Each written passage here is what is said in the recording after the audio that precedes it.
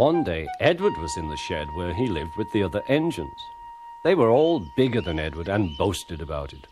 "The driver won't choose you again," said Gordon. "He wants strong engines like us."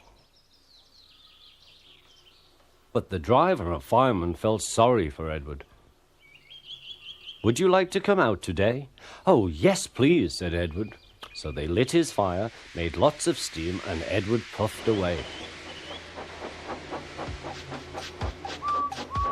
The other engines were very cross at being left behind.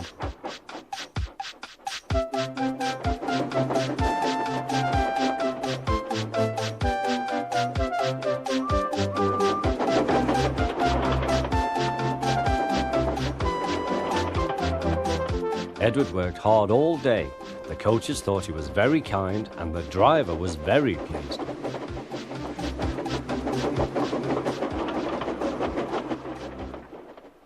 "I'm going out again tomorrow," Edward told the other engines that night.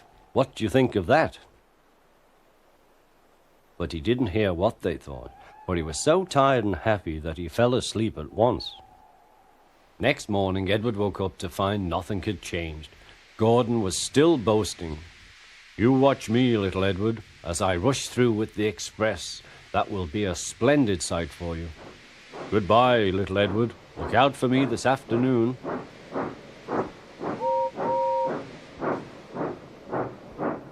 Edward went off to do some shunting. Edward liked shunting. It was fun playing with trucks. He would come up quietly and give them a push. Then he would stop and the silly trucks would go bump into each other. "Oh!" they cried. "Whatever is happening?"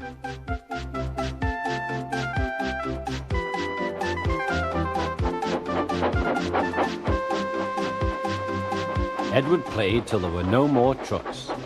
Then he stopped to rest. Presently he heard a whistle. Gordon was very cross. Instead of nice shining coaches, he was pulling a lot of very dirty trucks. "A goods train, a goods train, a goods train," he grumbled. "The shame of it, the shame of it, oh, the shame of it." Edward laughed and went to find some more trucks. Then there was trouble. "Gordon can't get up the hill," the porter called to Edward's driver. "Will you take Edward and push him, please?" They found Gordon halfway up and very cross. His driver and fireman were talking to him severely. "You're not trying." "I can't do it," said Gordon. "The noisy trucks hold an engine back so." Edward's driver came up. "We've come to push." "No use at all," said Gordon. "You wait and see," replied Edward's driver. They brought the train back to the bottom of the hill.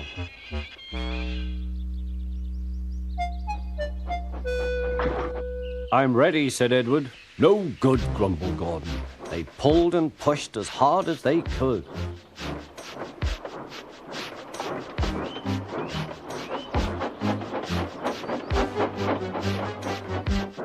"I can't do it, I can't do it, I can't do it," puffed Gordon. "I will do it, I will do it, I will do it," puffed Edward. Edward pushed and puffed and puffed and pushed as hard as ever he could. And almost before he realized it, Gordon found himself at the top of the hill.